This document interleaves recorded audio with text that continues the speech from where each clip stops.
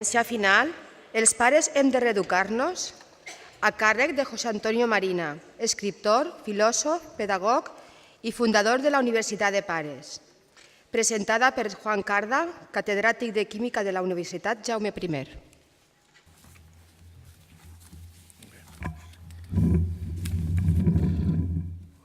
Bon dia. Vaig a fer la presentació del professor José Antonio Marina Torres. La vaig a fer en coherència en ell, en castellà, si m'ho permitissen. José Antonio Marina Torres nació en Toledo, es toledano de origen. Es filósofo y escritor polifacético. Es catedrático en excedencia de filosofía en el Instituto Madrileño de la Cabrera y es doctor honoris causa por la Universidad Politécnica de Valencia. Estudió filosofía en la Universidad Complutense de Madrid y tenía por compañero a su amigo y también escritor Álvaro Pombo. Ha conseguido hacer compatibles sus investigaciones sobre la inteligencia con su labor como profesor de filosofía y sus estudios relacionados con la fenomenología, la psicología genética, la neurología y la lingüística, trabajos que le han ocupado los 25 últimos años de su prolífica vida. La publicación de su primer libro data de 1992 y su creciente fama le ha llevado a recibir numerosos galardones que le han convertido en uno de los pensadores españoles más notables de la actualidad. Entre sus publicaciones cabe destacar Teoría de la inteligencia creadora, en el año 1995, Ética para náufragos, en el año 1996, El laberinto sentimental, en 1998, Diccionario de los sentimientos, El misterio de la voluntad perdida, El vuelo de la inteligencia, Crónicas de la ultramodernidad, La lucha por la dignidad, Teoría de la felicidad política, La selva del lenguaje, El rompecabezas de la sexualidad y Dictamen sobre Dios en el 2002, esta última.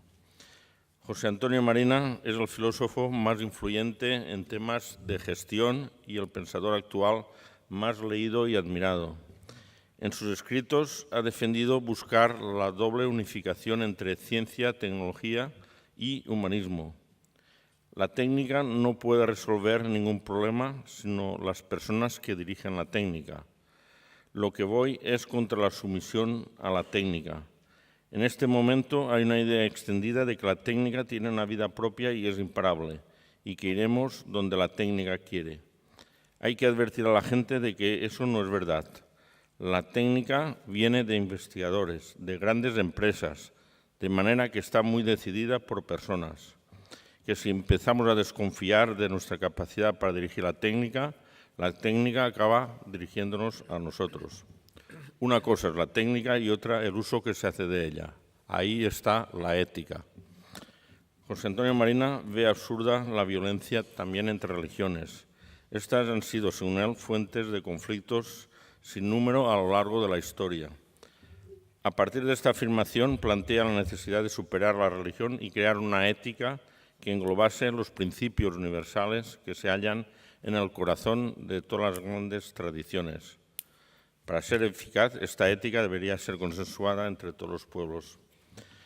Mantiene una asidua presencia en los medios de comunicación, en prensa, en radio y televisión. Imparte numerosas conferencias y cursos en congresos, universidades, empresas y asociaciones profesionales. No en vano es colaborador habitual en el periódico El Mundo, El Semanal y otras publicaciones. Ha dado varias conferencias en universidades. Me he permitido hacer un pequeño resumen de algunas reflexiones de José Antonio Marina. Somos dignos porque nos hemos inventado como seres dignos. Así, en el campo de la filosofía teórica, indica: he dedicado muchos años a investigar sobre la inteligencia y los mecanismos de la creatividad, que se han traducido en numerosos libros y artículos acerca de Dios, la economía, la creación artística, la genealogía del derecho, los sentimientos o la Revolución Francesa, por ejemplo. Para hacer filosofía es necesario conocer muchas cosas, saber cómo todas ellas se unen, de qué manera se iluminan unas a otras.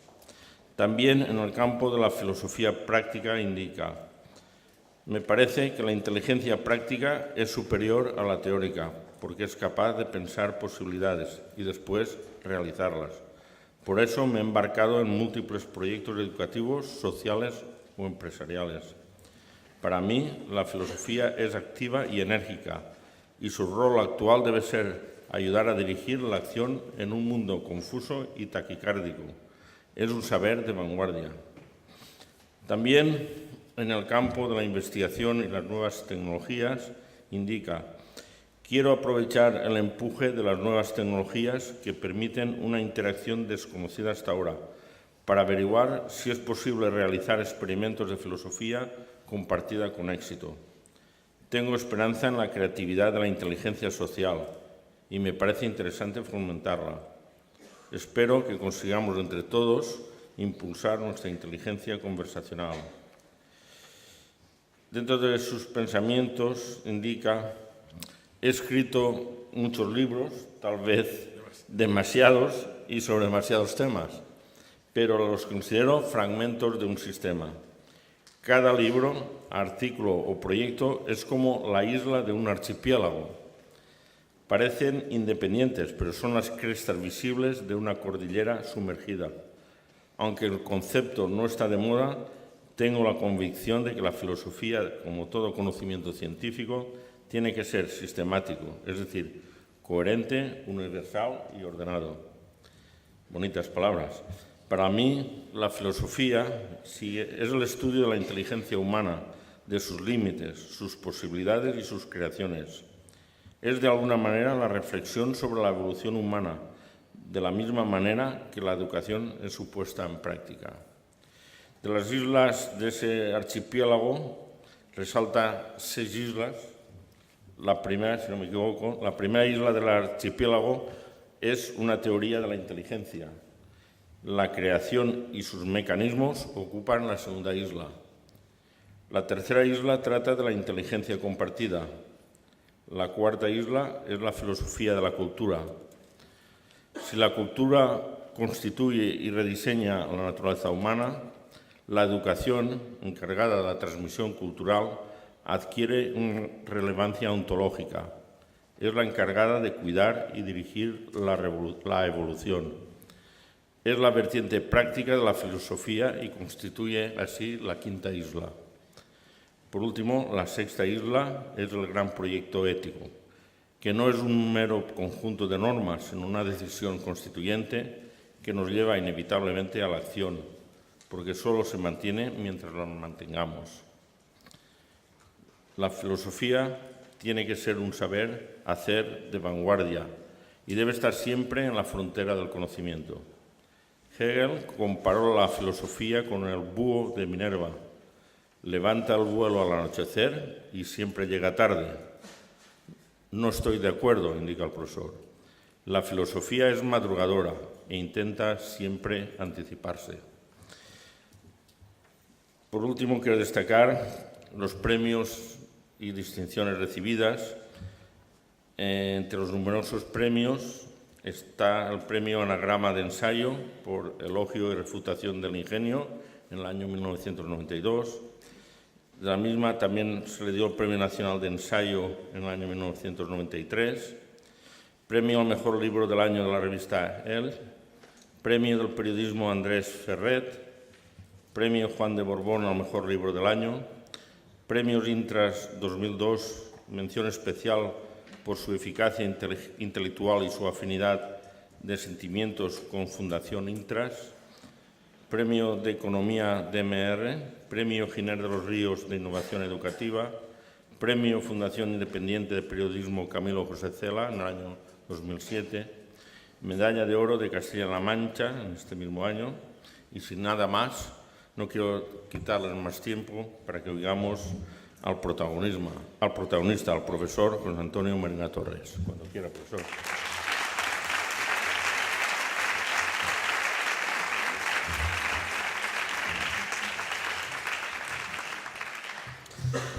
Gracias, Juan, por tu presentación Ese ha sido mi momento de gloria. Ahora ya viene el momento real.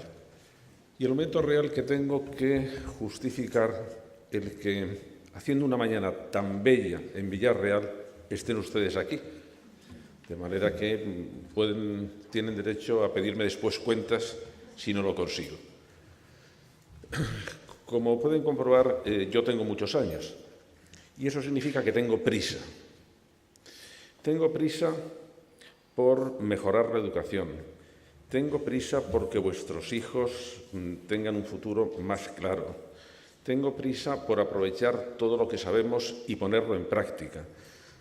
En España todos los problemas educativos se cronifican, de manera que nos invade una especie de escepticismo acerca de que tengan arreglo. Pues bien, no es así. En educación no hay milagros, pero tampoco hay enigmas. Y ahora que estamos en un año electoral, ahí me gustaría que durante todo este año, los que estamos verdaderamente interesados por la educación, planteemos en la agenda de los partidos este tema. Y además este tema sabiendo lo que podemos elegir, lo que podemos exigir. Miren ustedes, un sistema educativo como el español, con el presupuesto que tenía antes de las reformas, que era por lo tanto asumible para nuestra economía, puede convertirse en un sistema de alto rendimiento en el plazo de 5 años. ¿Se va a hacer? No, si no presionamos. ¿Por qué pienso que no se va a hacer? Porque estamos estancados desde que tenemos series de mediciones como son la PISA desde el año 2000. Y no ha mejorado el sistema, aunque haya mejorado la dotación presupuestaria. De manera que lo que importa no es tanto el dinero que se dedique, que es necesario, sino el ánimo con que se emprende y saber gestionar el mundo educativo, que es un mundo complejo, que es un mundo difícil, pero que si lo han hecho otras naciones, ¿por qué no lo vamos a hacer nosotros? Por eso yo he propuesto, y les pido en ello también su colaboración, que los partidos políticos digan si van a mejorar el sistema educativo y convertirlo en un sistema de alto rendimiento en 5 años. Y si no, pues no les votamos. ¿Y cómo hay que medirlo? Pues con 3 parámetros muy sencillos. Primero, reducir el abandono escolar al 10%, que es lo que nos pide la Unión Europea. No podemos estar soportando esas cifras de abandono escolar de cerca del 30%, aunque hayan bajado ahora por cuestiones accidentales, que es que al haber aumentado el paro, muchos chicos que se habían ido de la escuela han vuelto a la escuela, pero ese no es el buen camino. En segundo lugar, subir 35 puntos la clasificación PISA. ¿Eso es posible? Navarra lo ha hecho en 2 años, ha subido 25 puntos, de manera que, claro que es posible. En tercer lugar, el poder aumentar el porcentaje de alumnos excelentes que tenemos. Porque nosotros tenemos un sistema muy curioso. El número de alumnos. Tenemos pocos alumnos excelentes, pero también tenemos pocos alumnos muy malos, lo cual coincide con que nuestras mediciones en PISA son mediocres en lo que tiene que ver con las competencias lectoras, científicas y matemáticas, pero son buenas en cuanto a la equidad del sistema educativo. Es decir, nosotros es verdad que estamos haciendo algunas cosas bien. Y el acceso de todo el mundo a la educación y cómo hemos integrado a los emigrantes lo hemos hecho bastante bien. Pero tenemos también que subir el nivel de las competencias.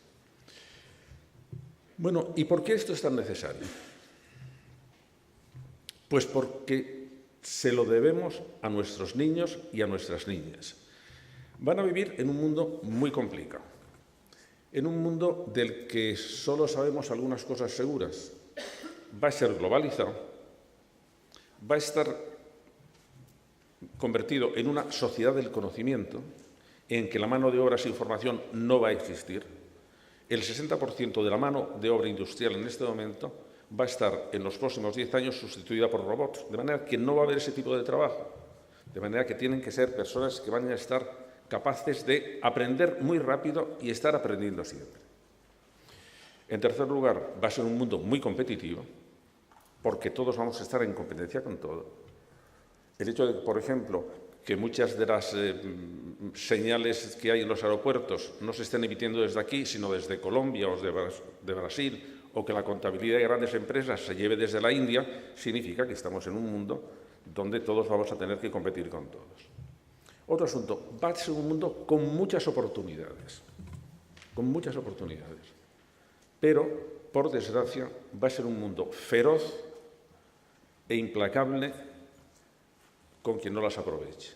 Y entonces ahí lo tenemos claro, cómo formamos a nuestros niños y nuestras niñas para que se enfrenten con garantías de éxito a un mundo que va a tener esas características.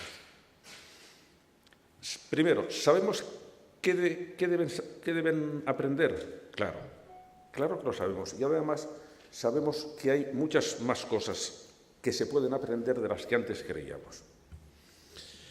Una de las buenas noticias del mundo actual nos viene de la única ciencia que hay optimista, que es la neurología, porque cada descubrimiento neurológico lo que nos dice es que tenemos más posibilidades de las que creíamos, que podemos aprender mucho más de lo que creíamos, que cosas que antes nos parecían que veníamos ya de fábrica con ellas, que era, por ejemplo, el temperamento, que eran los estilos emocionales, que eran si era creativo o no era creativo. Ahora sabemos que todas esas cosas las aprendemos, que se aprende el miedo, pero se puede aprender la valentía, que la inteligencia no es una cifra con la que se nace. Se nace con unas capacidades que se pueden desarrollar o no se pueden desarrollar, y que lo que tenemos que hacer con nuestros niños es desarrollar su talento. Y les subrayo esta palabra, porque es una palabra que se usa mucho, pero se usa sin ningún tipo de precisión. Y conviene exactamente decir a qué me refiero. Talento no es la inteligencia. Talento es la inteligencia en acción. Es decir, la inteligencia que se pone a ello. La inteligencia que realiza las cosas. ¿Por qué hay que introducir esta distinción? Les voy a poner un ejemplo. Un alumno mío de primero de bachillerato, que tiene en sus test de inteligencia 140, 145, es decir, muy, muy inteligente. Y que además era muy buen estudiante. Pero en primero de bachillerato llega a la conclusión, que a lo mejor era acertada, de que él era más inteligente que sus compañeros y que sus profesores. Le gusta mangonear, le gusta tener dinero, organiza una banda de chicos del barrio a los que maneja con mucha facilidad, los mete en negocios turbios. En conclusión, este chico tiene 25 años y está en la cárcel por tráfico de drogas. Una pregunta interesante para padres y para docentes. ¿Este chico era inteligente o era estúpido? Bueno, según todas las mediciones, era muy inteligente, pero según el uso que ha hecho de su inteligencia, muy estúpido. Entonces, ¿qué es lo que queremos con nuestros niños? Que usen su inteligencia de la mejor manera posible. Y eso es el talento. Y por lo tanto, el talento no está antes, está después de la educación. Y tenemos que considerar que la tarea de la educación es generar el talento de nuestros niños. Y ahí intervienen elementos de mucho tipo. Unos elementos son cognitivos, claro que tienen que saber cosas. Otros son emocionales. Y otros son desarrollar ciertas virtudes de la acción, como la tenacidad, como la capacidad de aplazar la recompensa, como la capacidad de mantener la atención, de dirigir todos sus demás procesos. Y ahora sabemos que esto es precisamente lo que podemos y sabemos ahora cómo desarrollar. Es decir, cuando el niño nace un niño, bueno, ya de entrada la pedagogía ahí tardó mucho tiempo en descubrir una cosa que cualquier madre sabía, que es que los niños no nacen iguales. Primero porque unos nacen niños y otros nacen niñas. Y eso que desde el punto de vista específicamente intelectual no tiene relevancia, en los test de inteligencia chicos y chicas son iguales, sí tiene relevancia en el aspecto emocional porque son distintos. Y por lo tanto no podemos decir todos igual, ¿por qué? Porque no somos todos igual en ese aspecto. Y ese aspecto, si no lo cuidamos, está produciendo muchas disfunciones educativas todavía en este momento. Bueno, pero además los niños nacen con distinto temperamento. Es decir, unos nacen muy audaces, otros muy tímidos, unos nacen muy irritables, otros nacen muy tranquilos. Y sabemos que eso, bueno, unas veces son buenas y otras veces son malas. Y que tenemos ahí un espacio de tiempo, aproximadamente de 2 o 3 años, para intentar afinar el temperamento del niño, para frenar aquellas cosas que pueden ser perjudiciales para él y estimular aquellas cosas de las que carece. ¿Y qué hay? La tarea para este tipo de ajustamiento previo es fundamentalmente de los padres y a partir de un cierto nivel de la escuela, y cuando hay escuelas infantiles, de la escuela infantil también desde el principio, pero que el papel de los padres es un papel extremadamente importante, porque los padres van a ayudar a que el aprendizaje de sus niños se haga de la manera más adecuada posible, se haga de la manera más provechosa, que abra más las posibilidades del niño. Claro, si eso lo sabemos hacer ahora, lo que tenemos que hacer es explicárselo a los padres, porque no se trata de que los padres os convirtáis todos en unos psicólogos, no, pero que sepáis ciertas cosas de cómo está funcionando el cerebro del niño, porque es la gran oportunidad del niño. Y los docentes también. Y además saber que docentes y padres tienen que colaborar, porque entre los dos es cuando vamos a poder conseguir unos mejores resultados. Pero fijaos, hay un test que hacemos a los niños de 5 años, y es un test muy gracioso, es un test muy conmovedor. Se llama el test de las chuches. Bueno, su nombre técnico es test de las pruebas diferenciales para medir la capacidad de resistir a las tentaciones o de aplazar la recompensa, que es largo. Pero bueno, para una cosa científica, cuanto más largo está, mejor. Porque eso decir el test de las chuches, pues no parece serio. Bueno, en este test, la persona que está encargada de hacerlo, que tiene que tener confianza con los niños, tiene que ser su profe o su maestra, le dice a los niños, 5 años, os voy a dar un pastel, viene lo de las chuches. Como es vuestro, os le podéis comer. Pero, si aguantáis sin comerlo mientras yo estoy fuera, al final, cuando vuelva, os voy a dar 2 pasteles. Y además, se le pone el pastel delante y en muchos casos otro plato con 2 pasteles, para que él vea lo que se va a perder. Entonces, se sale de la habitación y se observa qué hace el niño o la niña. Bueno, hay niños que se zampan el pastel en cuanto se ha dado la vuelta el niño, la profe.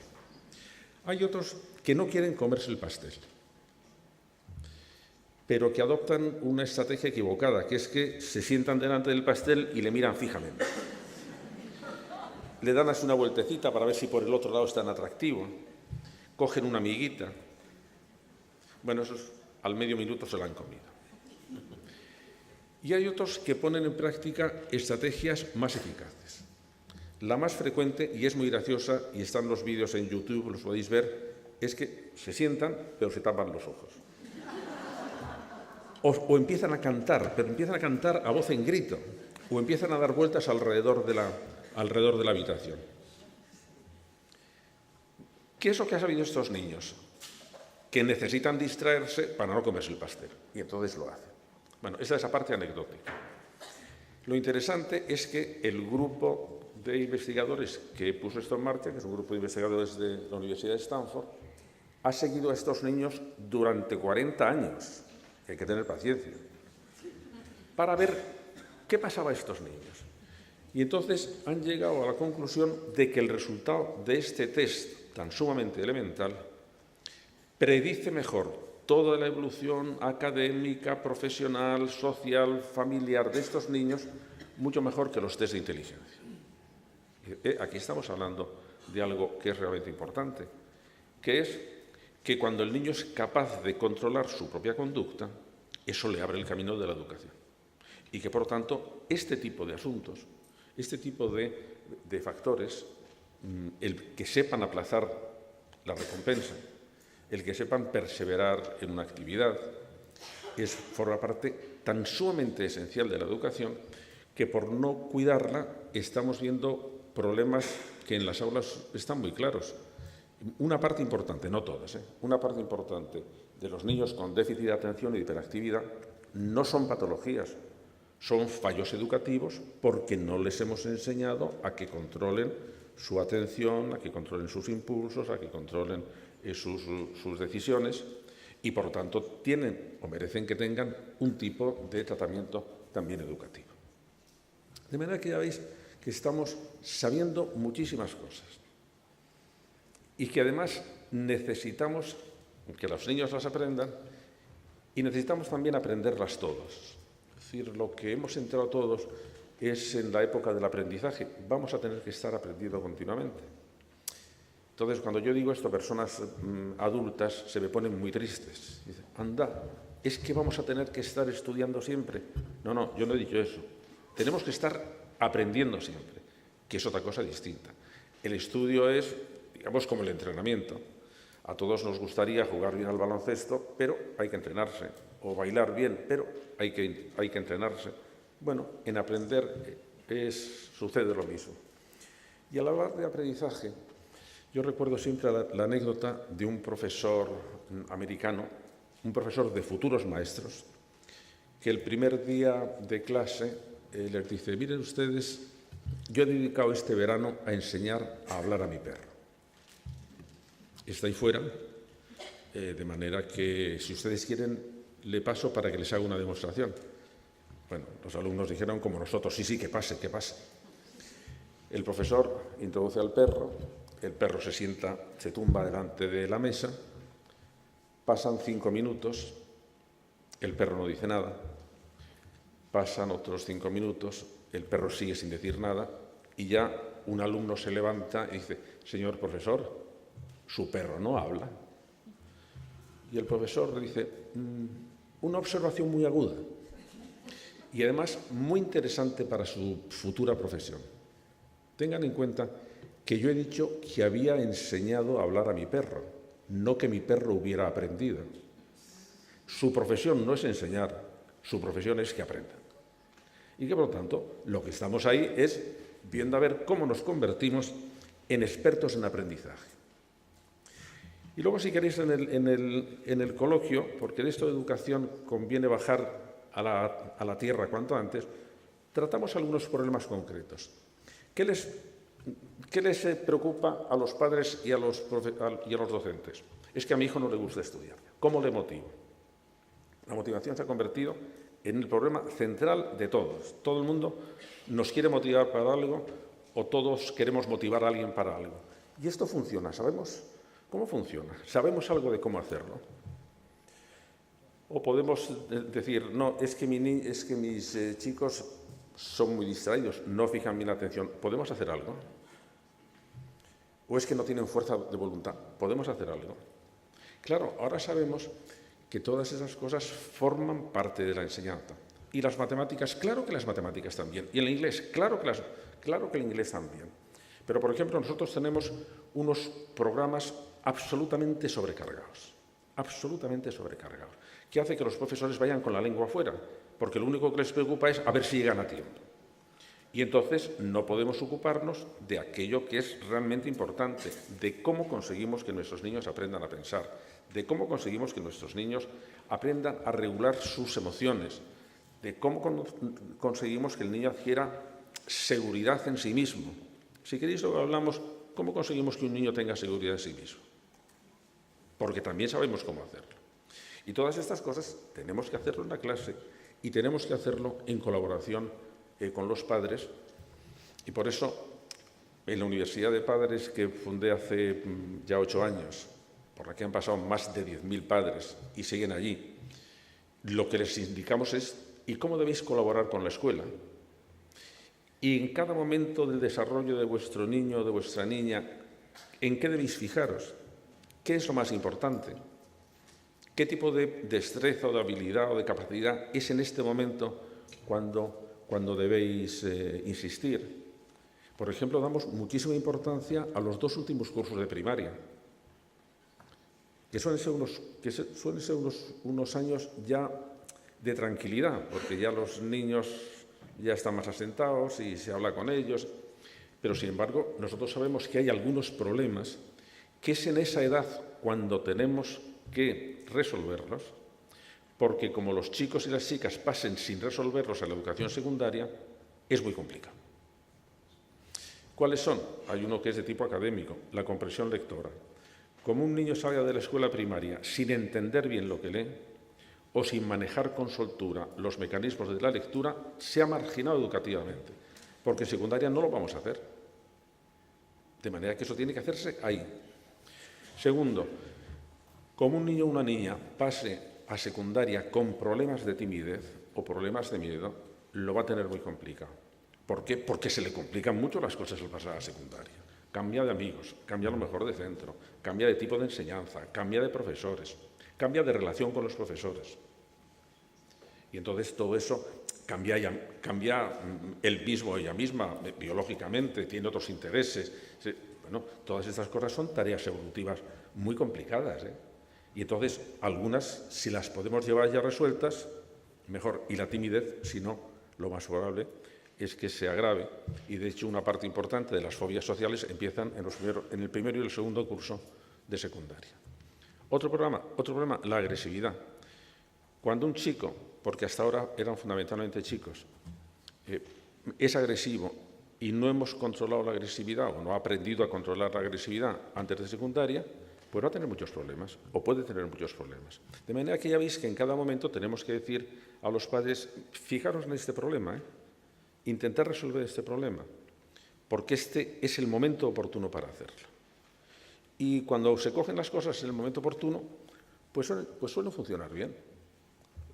Bueno, porque es el momento en que sintonizamos mejor con la maduración del niño. Y con todo esto, lo que tenemos que intentar es que el niño convierta su inteligencia en talento. Por poner un ejemplo, un niño con altas capacidades tiene mucha inteligencia. Como no le cuidemos, no va a desarrollar el talento. Y tenemos un problema si no atendemos bien a los niños con altas capacidades, porque es una posibilidad y tenemos que acompañarles a que vayan convirtiendo esa posibilidad en una realidad. Un niño puede pensar muy bien, o un adulto puede pensar muy bien, y si luego no tiene valor para poner en práctica sus decisiones, o es perezoso, o no se atreve, ¿le vale para algo ser inteligente? No. Le vale tener esa capacidad de enfrentarse con los problemas. Y este es un modo interesante. Tenemos que enseñar a nuestros niños y niñas a que se enfrenten con los problemas, a que sepan enfrentarse con ellos, a que no tengan miedo de enfrentarse con ellos, darles herramientas para que se enfrenten con ellos. Y ahí tenemos que tener en cuenta dos cosas, que hay problemas teóricos y hay problemas prácticos. Los problemas teóricos son aquellos que se resuelven cuando conozco la solución.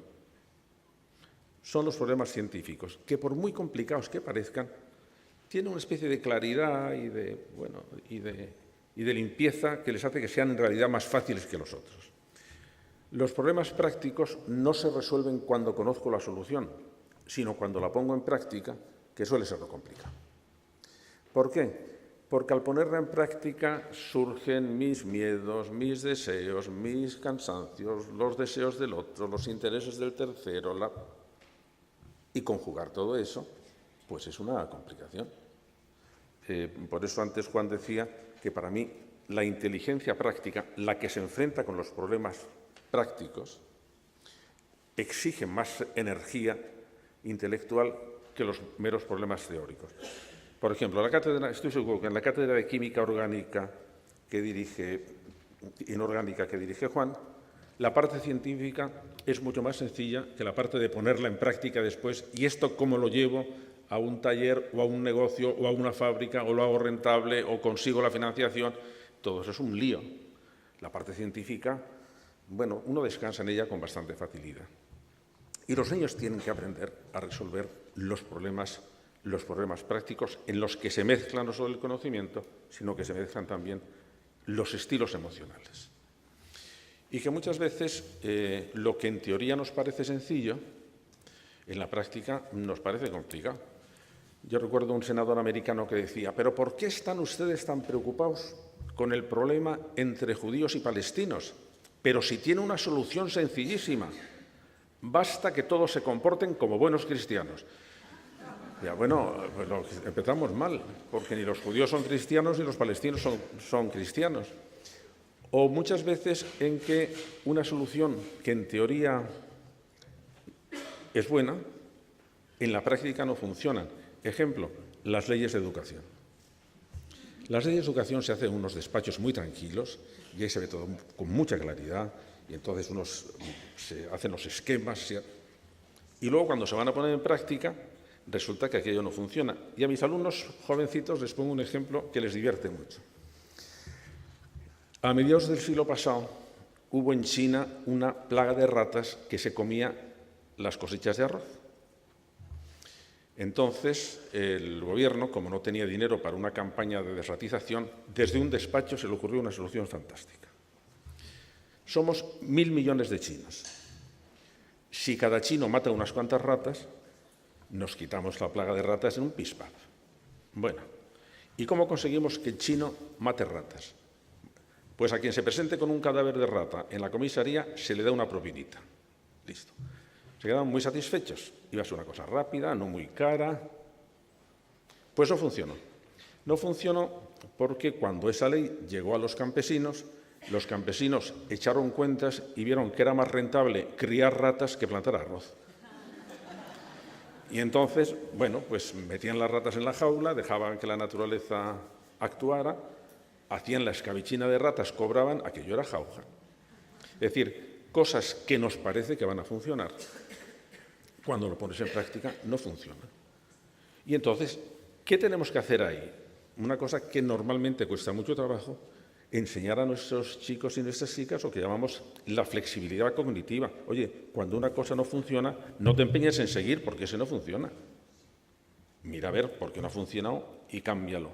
Estos son conocimientos prácticos que yo creo que cada vez se van haciendo más necesarios y para los que ahora tenemos, como os decía, una metodología ya ajustada que estamos intentando ver si conseguimos que entre en nuestras escuelas, lo cual es bastante complicado.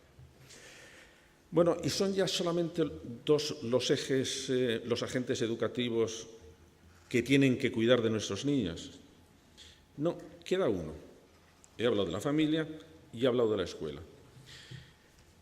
Queda uno al que yo doy tanta importancia que creo que para algunos problemas educativos de una enorme envergadura es el protagonista o debería ser el protagonista esencial.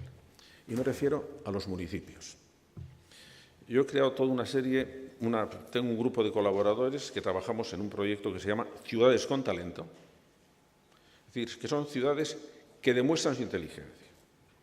Que demuestran su inteligencia porque consiguen resolver los tres problemas serios o las tres aspiraciones serias que tenemos todos y que tienen también los vecinos.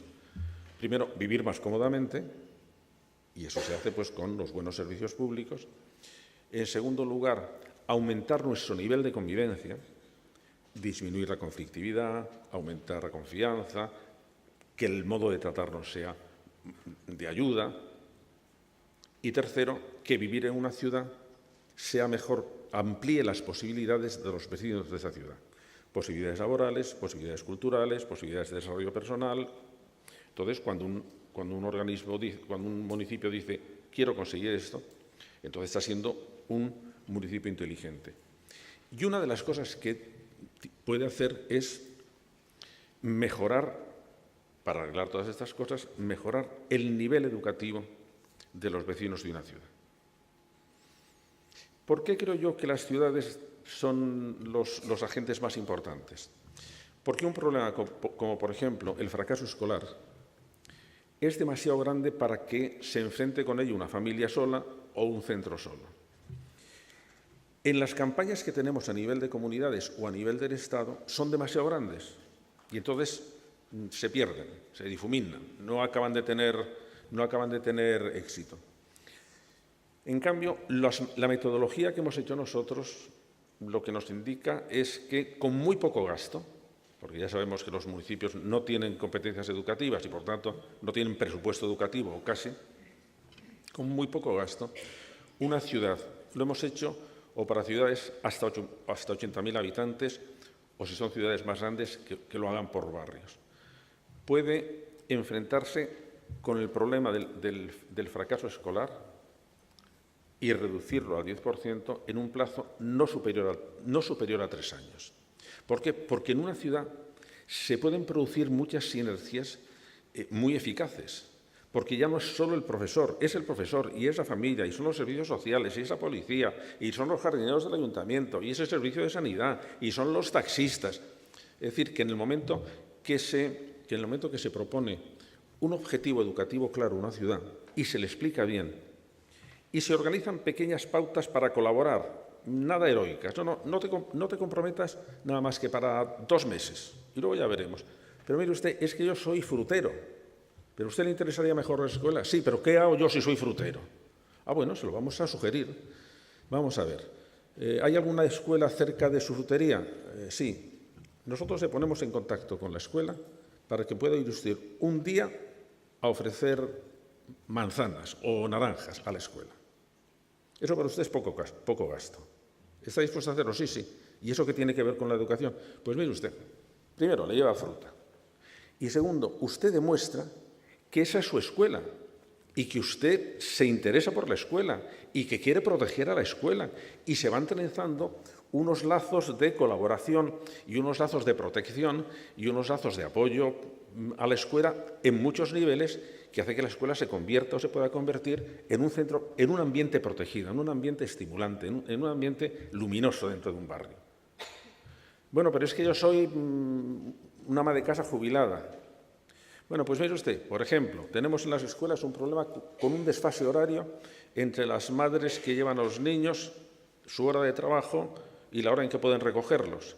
Y es una hora que seguro que muchos de los que estáis aquí habréis comprobado que es muy problemático. Porque no es nada más que media hora, 1 hora. Bueno, usted se puede comprometer a recoger a 5 niños que hay en ese caso y traérselos a casa y leerles un cuento mientras viene su madre. Sí, pues está usted ayudando a la escuela. Está usted viendo que la escuela es de todos, y son con pequeños esfuerzos, porque lo más sabio que yo he oído en pedagogía es un proverbio africano que dice: para educar a un niño hace falta la tribu entera. Y yo en eso he añadido una segunda parte: para educar bien a un niño hace falta una buena tribu. Y cuando la tribu funciona, significa que todos hacemos nuestra parte educativa, que es distinta. No es lo mismo la educación, la responsabilidad educativa de los padres, que la educación de los colegios, que la educación de los policías municipales, que los medios. Pero, por ejemplo, en estos programas, todo el sistema de pediatría, es que está realmente volcado para ayudar, porque se dan cuenta que tienen una cercanía a los niños y a sus familias muy profunda. Pero en sitios, antes comentaba, como por ejemplo en Barcelona, que ha cuidado muy bien este aspecto, se ha hecho un convenio entre todas las instituciones deportivas y las escuelas. De manera que una institución deportiva o una asociación deportiva, colaboraba con la escuela que tuviera más cerca. ¿Y cómo colaboraba? Pues depende. Pues uno porque les prestaba la piscina si era un club de natación, otro porque les prestaba monitores, otros porque se comprometía a estar durante el fin de semana entrenando a los niños en las instalaciones deportivas de los centros. De muchas cosas. Entonces, lo único que nosotros hacíamos es presentar, o queríamos hacer, porque al final solo cuajó en un sitio y en otros están todavía pensándolo, vamos a presentarte una serie de iniciativas que hemos ido trabajando durante mucho tiempo para darte un repertorio de cosas que puede hacer la gente. Porque cuando la gente... No somos tan miserables como creemos. Cuando la gente se da esa posibilidad de colaborar sin heroísmos, lo normal es que colabore.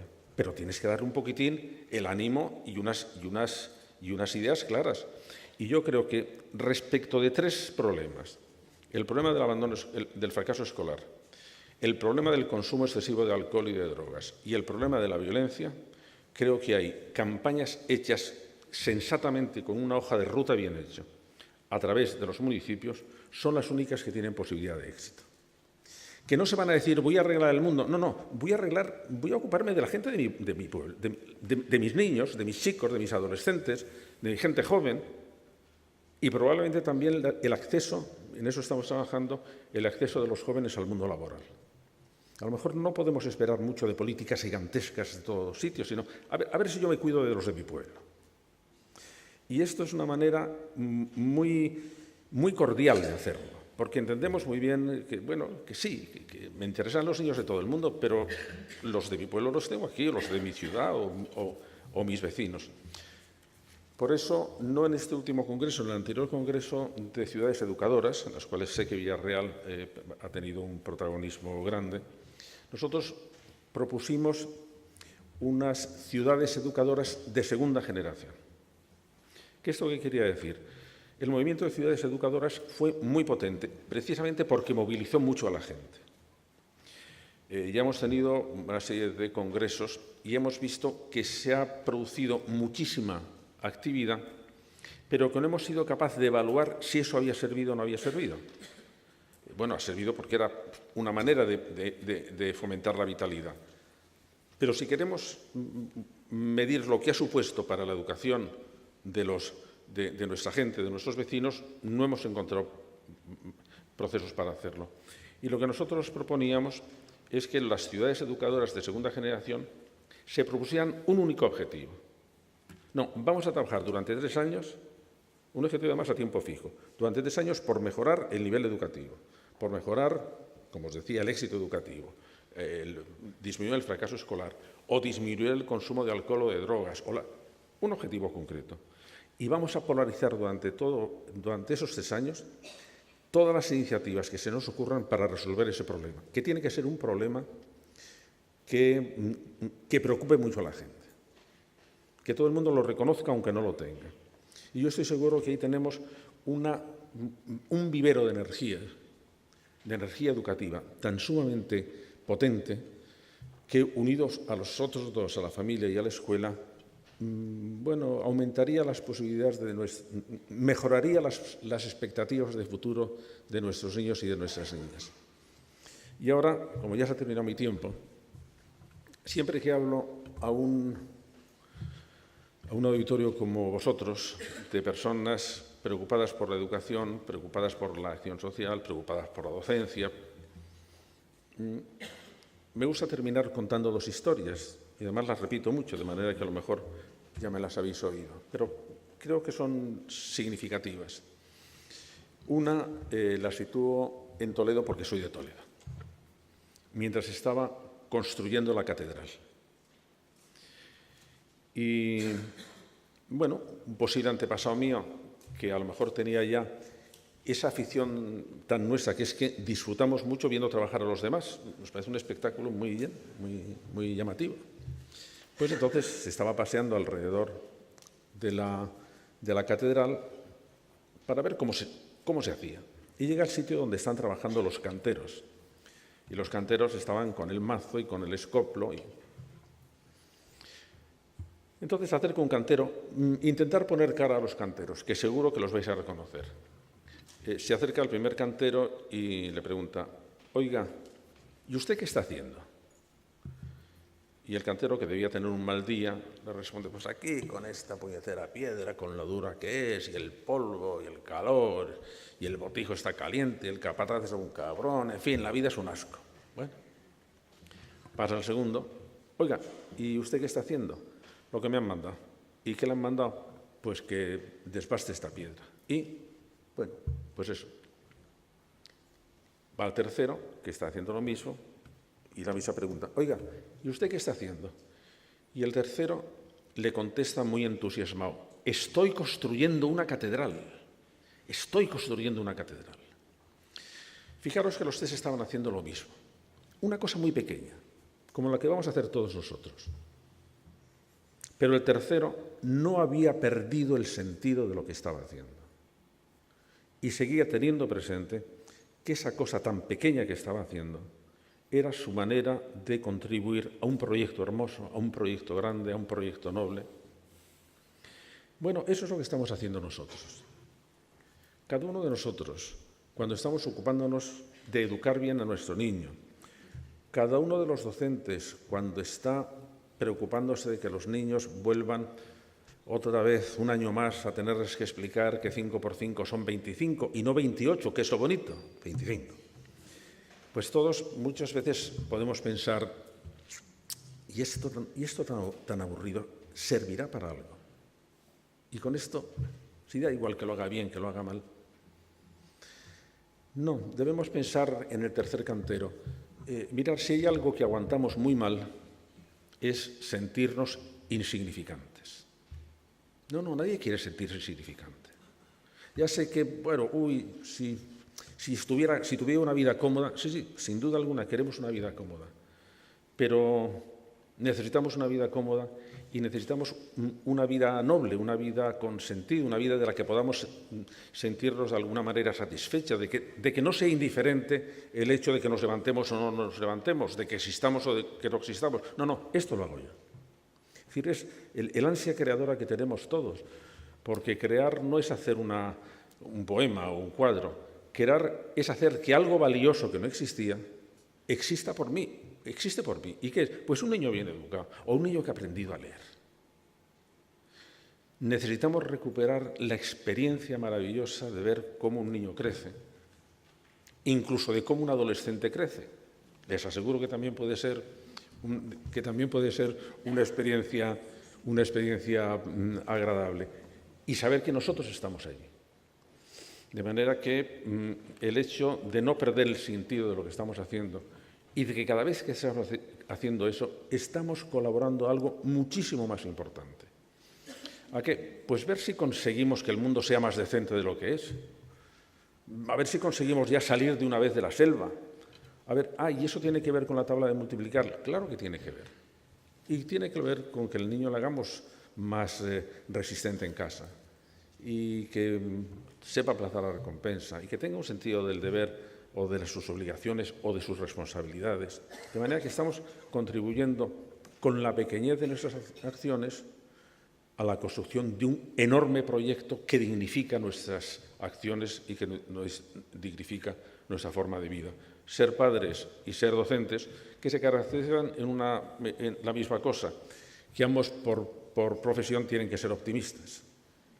Así como antes en las hojas de servicio de los militares se ponía valentía, se la supone. Pues en la hoja de servicio de padres y docentes se tenía que poner optimismo, se le supone.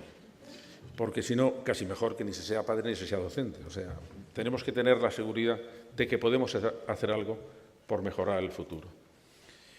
La segunda historia que cuento se refiere a un escritor que tuvo mala suerte, un gran escritor, Max Au, pero estuvo emigrado, murió fuera, no triunfó. Y me pidieron que hiciera el prólogo a sus obras completas. Y me encontré la frase que quería que pusieran en su tumba, su epitafio. Y es una frase que yo me la repito muchas veces, no porque tenga, se lo aseguro, ningún interés en mi tumba, sino porque me parece una frase de una nobleza, también de una altanería, pero de una humildad que me gusta repetirla. Lo que él quería que pusieran en su tumba es: hizo lo que pudo. Yo creo que si todos pudiéramos irnos a dormir durante un poco de tiempo, pudiendo decirnos con sinceridad, el mundo está fatal, pero vamos, fatal, fatal. Pero yo he hecho lo que he podido. Yo he hecho lo que he podido. A lo mejor asistíamos a una especie de cambio radical de las cosas, un poco como en el caleidoscopio, que dais un golpecito y una figura se ha transformado en otra. A lo mejor, si realmente hiciéramos lo que podemos, podríamos colaborar a un cambio de esa categoría. Bueno, yo por de pronto he hecho lo que he podido, de manera que ahora les toca a ustedes, en todas cosas, si quieren hacer alguna pregunta. Muchísimas gracias.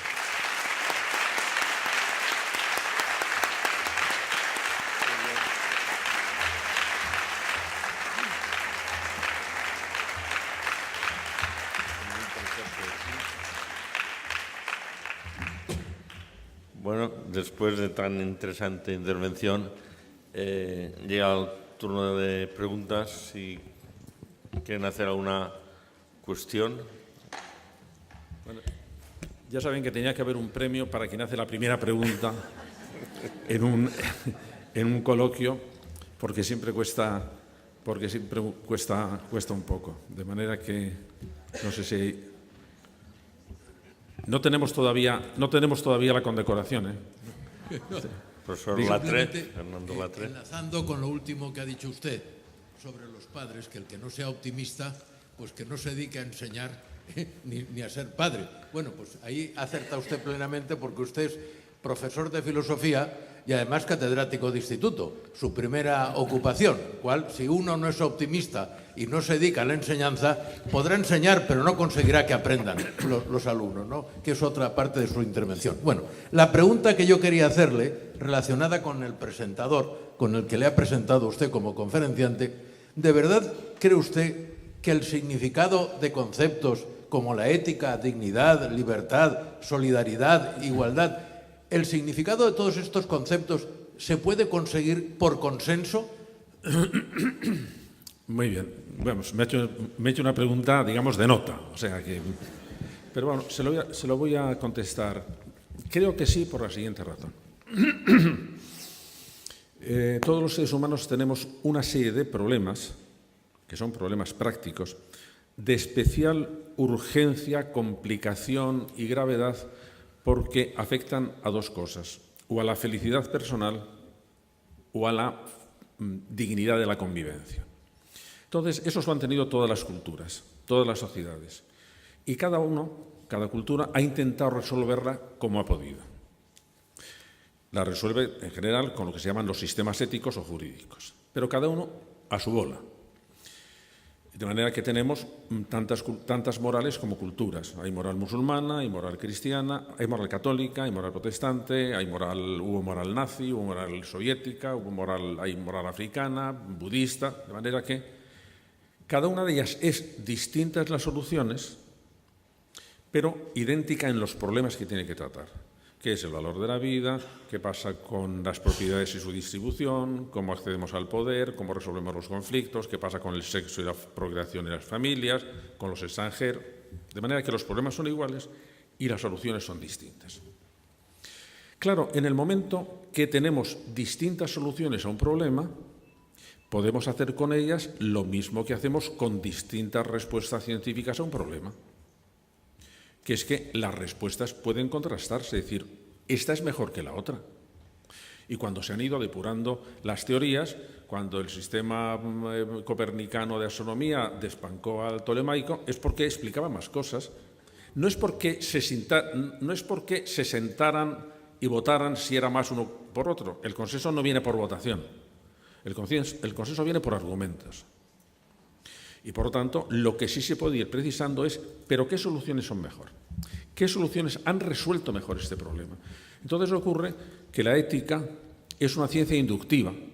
Pues mire usted, les voy a poner un ejemplo. Respecto de las relaciones sexuales, en todas las sociedades han estado reguladas. ¿Por qué? Porque el impulso sexual es muy fuerte, producía muchas alteraciones sociales, había que relacionarlo con el nacimiento de los niños, había que organizarlo. Y ahí, afortunadamente, solo hay 4 soluciones, por eso es muy sencillo de explicar. O una mujer con varios maridos, o un hombre con varias mujeres, o la monogamia permanente o la monogamia sucesiva. Bueno, pues solo tenemos 4 respuestas. ¿Hay alguna posibilidad de pensar que una es mejor que otra? Vamos a verlo. De hecho, respecto de la poliandria de una mujer con muchos maridos, no se ha aceptado en ningún sitio, nada más que en tribus especialmente duras en su convivencia, en que los hombres tenían que pasar mucho tiempo fuera y necesitaban, de manera que ya se ha visto que no es solución. La poligamia. Bueno, la poligamia en 800 culturas que yo revisé, en el 80% en un principio estaba admitida. Pero al cabo de la evolución cultural de los últimos 600 o 700 años, prácticamente ha quedado en 2 o en 3. ¿Por qué? Porque se ha ido viendo que la poligamia era incompatible con la defensa de otros valores, por ejemplo, la igualdad entre hombre y mujer. Y entonces, en las culturas en que se iba hacia una tendencia a la igualdad del hombre y de la mujer, pues entonces acababa postergándose la poligamia.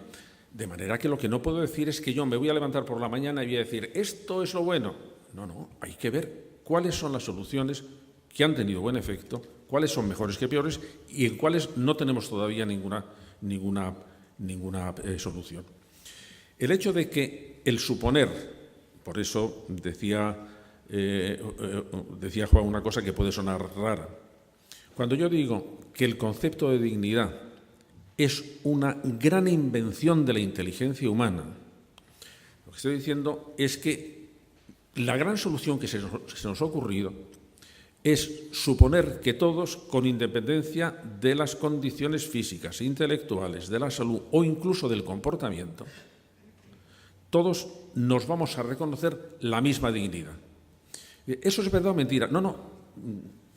Es que no tiene sentido. El concepto de dignidad no es un concepto científico. Un neurólogo o un zoólogo, cuando le dijéramos el ser humano tiene más dignidad que el mono, diría, ¿de qué me está usted hablando? Diga que es más listo, diga que aprende mejor. El concepto de dignidad viene de otra cosa. El concepto de dignidad es un maravilloso invento para decir, si nos comportáramos todos como si todos tuviéramos dignidad por el hecho de ser personas, resolvíamos la mayor parte de los problemas. Y, pues, ¿qué es mejor solución? Segunda cuestión, ¿y por qué voy a seguir yo las normas éticas? Pues por la misma razón que tomo antibióticos si tengo una infección, porque es la mejor solución. Entonces, lo que hasta ahora sabemos es que cuando las sociedades cualquiera cumplen varios requisitos, una, la confianza en la racionalidad, librarse de la pobreza extrema, librarse del dogmatismo, librarse de la ignorancia y librarse del miedo y librarse del odio al vecino, todas van convergiendo hacia un mismo modelo ético, que es el que se está imponiendo, con todos los altibajos que queráis, que es reconocimiento de los derechos individuales, rechazo a las discriminaciones no justificadas, participación en el poder político, seguridades políticas, garantías procesales, sentirme defendido y políticas de ayuda. Bueno, ese es un marco ético bastante notable. Cuando se hizo, que está un poco plasmado en la Declaración de Derechos Humanos, que es una declaración ética. Cuando se hizo la Declaración de Derechos Humanos en el 48 lo firmaron 40 y tantas naciones y las demás no creían en ellos. Incluso la Iglesia recelaba mucho de una declaración así. Ahora, por lo menos lo han firmado todos. ¿Que no se cumplen algunas? Bueno, mira, pero por lo menos que ya se den cuenta de que esa es una norma hacia la que vamos. Y que al tener claro de que cuando no se cumple eso, lo que aparece es el horror, a ver si somos lo suficientemente inteligentes para irnos apartando de la selva, y la ética es la única solución para apartarnos de la selva. Comprendo que, dicho así, concentrar un curso de ética en 4 minutos puede resultar arduo, pero ya ves que sí tenemos caminos para intentar ponernos de acuerdo, que nos hemos puesto de acuerdo en más cosas de las que creemos. En España, por ejemplo, estamos de acuerdo en todos los principios éticos fundamentales. Discutimos en el aborto y algunos en la homosexualidad, pero son dos problemas. En todo lo demás estamos de acuerdo, en el valor de la vida, en el respeto a los demás, en las garantías jurídicas, en el derecho, en la función social de la propiedad. No podemos decir, estamos en un desbarajuste. No, eso solo lo hacen los alarmistas que no quieren que lleguemos realmente a un acuerdo. En casi todas las cosas estamos de acuerdo y surgen dos problemas, como dentro de poco saldrán los problemas de qué hacemos con la biotecnología. Pues mira, ya veremos lo que hacemos. Se nos presentan los problemas que no sabemos. Tendremos que ir aplicando nuestra inteligencia a ello. Gracias. Muy bien. Tenemos tiempo para una pregunta más. Dos. Si son rápidas. Sí. No, en este caso sí es rápida la respuesta, porque la pregunta ha sido muy concreta. Pero era una pregunta envenenada, ¿eh? No. Bueno, en primer lugar, darle las gracias por venir a un auditorio de una ciudad de provincia, pequeña ciudad de provincia, a darnos una lección sobre educación. Pienso que es importante. La pregunta es, para el éxito de un nuevo modelo educativo, ¿qué papel, qué importancia cree que representa la formación del profesorado, sobre todo el nuevo profesorado, el que tiene que entrar dentro en las nuevas generaciones que estamos formando? La dignificación de los docentes. Vamos a ver. Y la autoridad del docente dentro de las aulas. Mira, cuando yo he dicho antes que tenemos que exigir el que se comprometan nuestros políticos a mejorar el sistema educativo en 5 años, si se es sensato, hay que tener una idea más o menos clara de por dónde se puede hacer, para saber que es posible. Por cierto, aparte de que en la Universidad de Padres publicamos una revista gratuita que se llama Universo UP, a la que estáis invitados, solo tenéis que entrar en Internet y verlo. Yo llevo ahora en un periódico también digital, o sea, también gratuito, que es El Confidencial, una sección educativa los martes, donde lo que quiero es ver si nos reunimos allí las personas que estamos interesadas por la educación, con un foro que es muy abierto, porque necesitamos mantenernos unidos, es decir, sería estupendo poder continuar esta conferencia y mantenernos en contacto y no ser una especie de contacto puntual. ¿Por qué? Porque necesitamos unirnos para mejorar la educación. Pero ahora voy a lo tuyo. ¿Qué es lo que sabemos acerca de la mejora de un sistema educativo? Pues lo que ha funcionado en los países que han emprendido una reforma educativa y han tenido éxito. Y han sido muchísimos. No ha sido solo Finlandia, ha sido Finlandia. Polonia ha tenido un éxito colosal en muy pocos años. Polonia, con muchísimas dificultades económicas. Singapur, Corea del Sur. Lo han hecho muy bien. ¿Y qué es lo que han hecho? Pues se han dado cuenta que había 4 asuntos que tenían que hacer. Primero, formar los equipos directivos de los centros. Un equipo directivo de un centro mejora el centro o empeora un centro en muy poco tiempo. Y ser director es muy difícil. No es el mejor profesor será el mejor director. No, el mejor profesor puede ser un lío. Es cuando hubo una época en España que el mejor médico debía ser el director del hospital. Y bueno, no se cayeron algunos hospitales de milagro, porque dirigir es muy complicado. Segundo, la formación del profesorado. En España no se ha atendido nunca a la formación del profesorado, pero nunca. Hay buenos profesores, por la gracia de Dios y como autodidactas, pero no hemos tenido una formación del profesorado. Y como no lo hemos tenido, es porque se diseñaba que fuera necesario. Y si no es necesario formar al profesor, es porque el profesor puede ser cualquiera. Y si puede ser cualquiera, ¿por qué le vamos a prestigiar? En los países en que se prestigia al profesor, se empieza desde el sitio opuesto. No, ser profesor es muy complicado, es muy difícil y es muy exigente. Y si no lo quieres, no vengas. Entonces, fíjate, me han pedido hace muy poco que revise un estudio de la OCDE que se llama TALIS, que es sobre profesores de secundaria.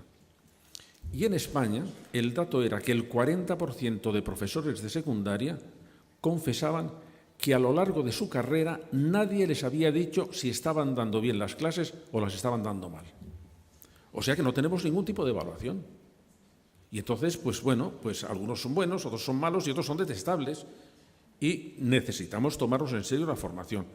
Ninguna de las leyes de educación habla de la formación del profesorado. Bueno, dice cosas muy vagas. La formación del profesorado, sabemos dónde se da la buena formación del profesorado. Y, por ejemplo, que las naciones que tienen muchísimo interés en tener muy buen sistema educativo buscan con verdadero apasionamiento lo que llaman la ley del 30%, que es que el 30% de los mejores expedientes se vaya a la educación y, a ser posible, a la educación primaria.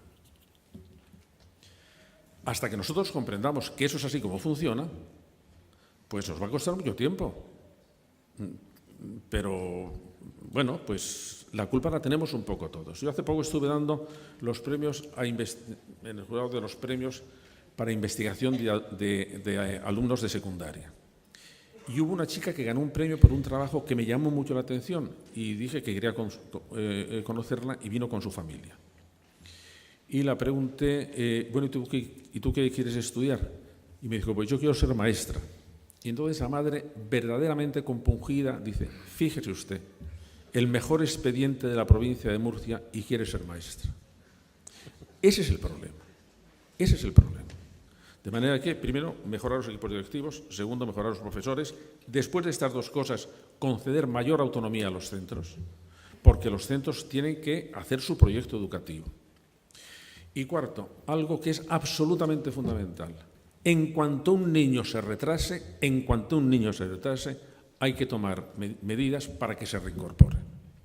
No podemos esperar ni siquiera al final del trimestre, sobre la marcha, porque entonces son pequeños retrasos que son muy fáciles de cambiar. Si esperamos al final del curso, por ejemplo, nosotros tenemos un porcentaje de repeticiones de curso mayores que el resto de la Unión Europea y no valen para nada, para nada. Los demás se preocupan de que no se repita curso, y en algunos casos de que la clase entera tiene que aprender y tiene que aprobar. Y si nosotros decimos a una clase, mirar, que en tu nota no solamente va a intervenir tu nota, sino la nota de tus compañeros, se crea una especie de sentimiento de colaboración dentro del aula. Y cuando a los padres a mí me gusta decirles, ¿te preocupan mucho las notas de tus hijos? Sí. Pues ya es hora de que te preocupen las notas de los amigos de tus hijos, porque van a tener más influencia educativa que tú a partir de los 12 años. Así que a ver qué haces. Y con esas 4 cosas, los sistemas educativos van, pero a toda velocidad. Y ninguna cuesta mucho dinero. Decir que la excusa para no tener un buen sistema educativo es que no tenemos dinero, mentira. Es que no se sabe hacer o no se quiere hacer. Pero yo creo que es que no se sabe hacer. Y entonces hay que aprender de quién lo ha hecho bien. Y ya la última, que es la de Juan Luis, que como es un colega filósofo... bueno, había 2. Pues venga, no sé qué. 3.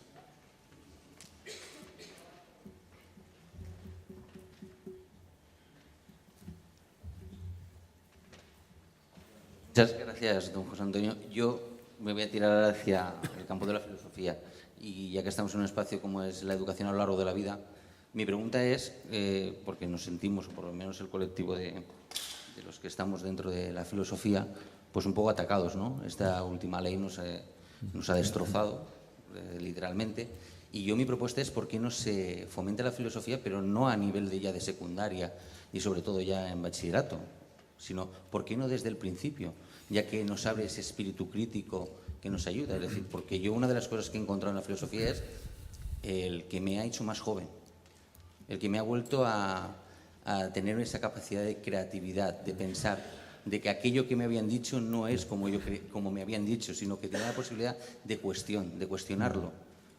Y a mí me gustaría tirar por ahí. Vamos a ver. Yo creo que cada palo tiene que aguantar su vela. Y los filósofos lo hemos hecho muy mal.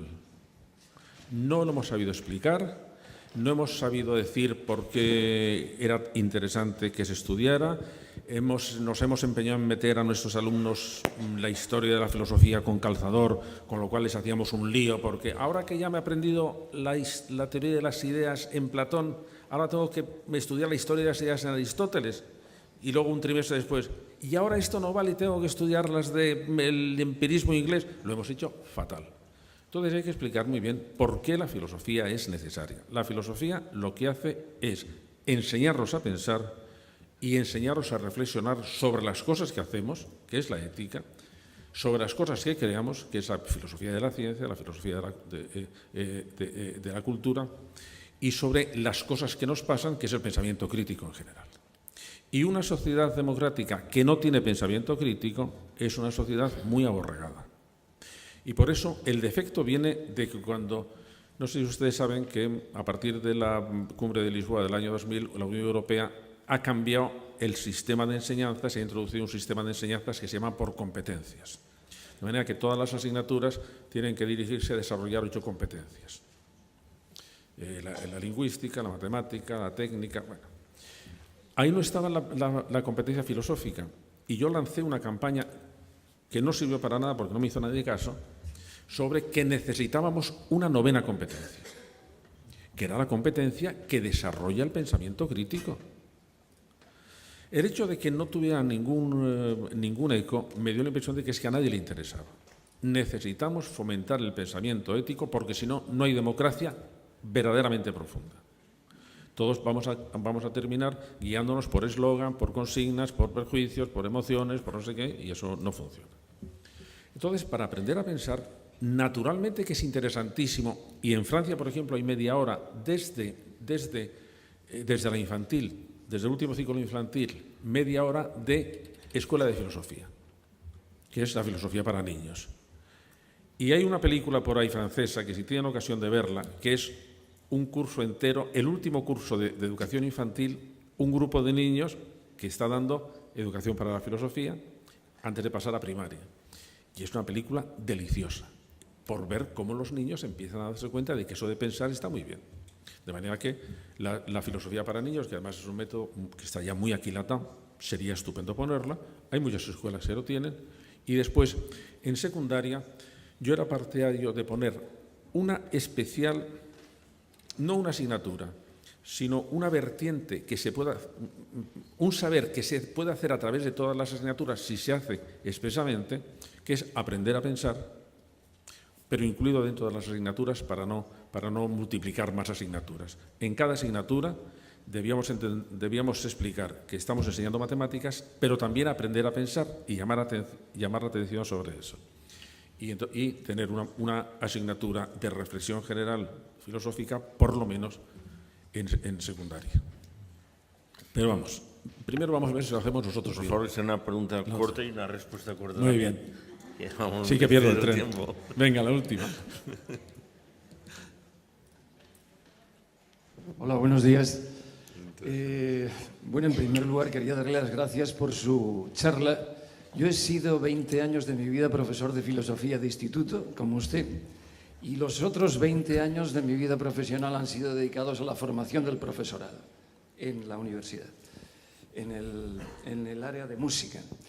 Quiero decir que en la primera parte de la filosofía, bueno, no puedo estar muy de acuerdo en que haya un cierto acuerdo en el tema de valores éticos.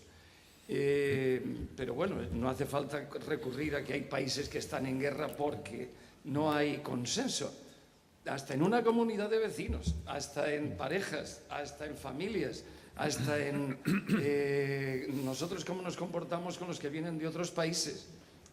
Es decir, quizá habría que ver cómo compaginar ese sistema de valores con algo que está muy arraigado en nosotros, que es el instinto agresivo y el instinto de competencia del que usted hablaba, ¿no? De la competitividad, que enlazando con una de las charlas de ayer, quizá habría que sustituirla por la cooperación, que me parece un sistema más interesante. Esto en el tema filosófico. Tampoco puedo estar de acuerdo en que la formación del profesorado en este país no se haya hecho. Yo creo que se está haciendo. Y a las pruebas me remito porque he estado yo 20 años en la brecha en ese sistema, ¿no? Y me parece que quizás si el país tiene que cambiar, tiene que empezar a cambiar por ahí, por la formación del profesorado. Estoy completamente de acuerdo, pero pienso que se está haciendo. Y aquí en la Universidad de Castellón hay un departamento de educación que sé que funciona en la formación del profesorado, con menor o mayor éxito, pero al menos la vocación de los docentes que hemos estado ahí creo que hay que reconocérsela. Bueno, en lo primero, una cosa es si nos ponemos de acuerdo en los valores y otra cosa es que se cumplan los valores. De manera que son dos cosas diferentes. De hecho, prácticamente todas las naciones admiten los derechos humanos. Otra cosa es que se cumplan o no se cumplan. De manera que eso sí es grave porque eso falta otra cosa. Y de hecho, cuando estamos hablando de educación, y ahora entro en filosofía, nosotros como mucho hemos llegado a introducir una educación en valores. La educación en valores no ha existido nunca. Es una cosa muy reciente y muy abstracta y muy teórica. Lo que ha existido siempre es una educación en virtudes. Porque las virtudes es el modo como los valores se integran dentro de la vida personal y dentro del comportamiento personal. Y esto tiene que ver con lo que decías. Yo no dudo que haya muy buenas clases en algunos sitios, en otras detestable, la formación del profesorado en las universidades. Pero primero, no hay formación del profesorado si no se tiene una práctica docente, porque es dando clases cómo se adquiere. Y yo también acabo de revisar, por encargo del Instituto Nacional de Evaluación, uno de los estudios, el TED-M, que es la formación de los profesores de magisterio en matemáticas. Y una de las cosas que más ha llamado la atención a los observadores extranjeros es que sí es verdad que el practicum en magisterio es importante porque debe ser una tercera parte del horario, pero que en casi todos los sitios se llevaba al final y la explicación que daban es que es muy difícil encontrar escuelas con las que donde hacer las prácticas, cosa que es disparatado. Y en segundo lugar, algo que les llamaba todavía más la atención, nadie había suspendido un práctico. O sea que todos lo hacían muy bien. No, es que no se lo ha tomado nadie en serio. Entonces, no hay posibilidad de una buena formación del profesorado si no tiene una carga práctica, por lo menos igual que la teórica, porque hay que enseñar a dar clase dentro de las aulas, con un sistema de tutores y con un sistema que, por ejemplo, es bastante sensato. La formación en el aula hay que darla ya desde el puesto de trabajo, no antes, porque no podemos formar bien en la escuela. En la UNED hay 30.000 alumnos de pedagogía. ¿Dónde van a ir? Pero si yo si hago como con los jueces, un MIR educativo, por ejemplo, teníamos que hacer un MIR educativo. La gente hace su carrera, pero la práctica la hace después en otro sistema ya con su sueldo porque tiene que hacerla allí. Mientras no se haga así, habrá profesores estupendos, teóricamente estupendos, pero una cosa que decían, que criticaban desde el extranjero a nuestros maestros respecto de matemáticas, saben muchísima didáctica de las matemáticas, pero no saben nada de matemáticas. Y nos extraña ver cómo pueden enseñar matemáticas sin saber matemáticas, por mucho que sepan teorías didácticas sobre las matemáticas. En general, la formación de los profesores, no digo en la vuestra porque no la conozco, en general es muy teórica, saben mucho sobre teorías didácticas, pero luego cuando entran en un aula no saben qué hacer para mantener la atención o para mantener la disciplina. Y los estamos lanzando a una especie de ¿por qué se van a quemar tanto la gente? Seguro que la docencia es un empleo, una profesión de alto riesgo. No, es que si no lo sabes hacer, pues entras con un miedo en la clase que te mueres. Y yo no veo que esas cosas se estén enseñando en las demás facultades, no te digo en la tuya, pero que tiene ese problema. Pues muchas gracias. Yo lo único que apostillaría de toda la intervención esta es lo que has comentado del compromiso social que es la formación. Es un compromiso de todos, de padres, de profesores y de la sociedad. Que el fracaso, que llamamos fracaso escolar, es un fracaso escolar, es un fracaso social. Y que muchas veces pues queremos reforzar asignaturas o áreas de conocimiento incrementando el número de suspensos. Por eso se vanagloria, se refuerza. Vamos, eso era de juzgado de guardia. Un profesor que se vanagloria de decir, yo solo apruebo el 10%. No, tú te tienes que marchar de aquí. No hay posibilidad. Eso es una desvergüenza. Tu profesión es que aprendan, no enseñar. Y decir, no, yo enseño muy bien, pero solo apruebo el 10%, eso es una impostura, de aquí te espero.